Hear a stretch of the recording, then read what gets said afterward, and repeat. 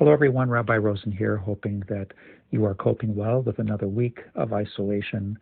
It remains challenging, but at the same time necessary for our health, safety, and well-being, and I hope that you are managing as well as possible. We read a portion this week known as Tazria-Metzora, which for the most part is challenging for moderns to cope with. Most of the time, we don't spend a lot of time on the obvious details of the portion because they seem to be focused on how a priest is to help those afflicted with a skin disease known as tzara'at, perhaps a form of leprosy, how individuals are to be checked, isolated if necessary, and ultimately brought back into the community when the time is right, following a period of isolation and spiritual renewal.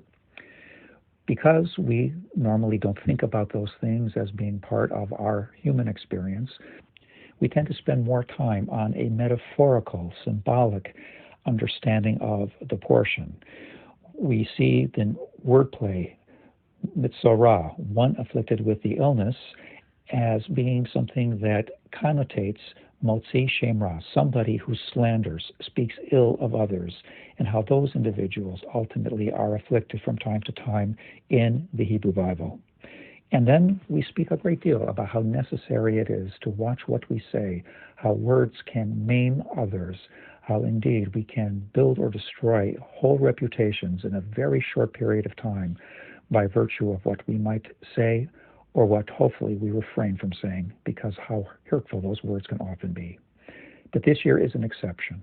This year there is an incredibly powerful parallel. There is an illness, there is a challenge, there is a public health necessity, and there is a way, at least an attempt, to cope with it as much as humanly possible.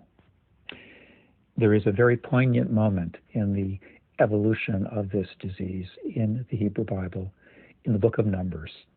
We are told that Miriam, the sister of Moses, slanders Moses over his wife, and as a result, God afflicts her with this form of leprosy. Her skin turns white.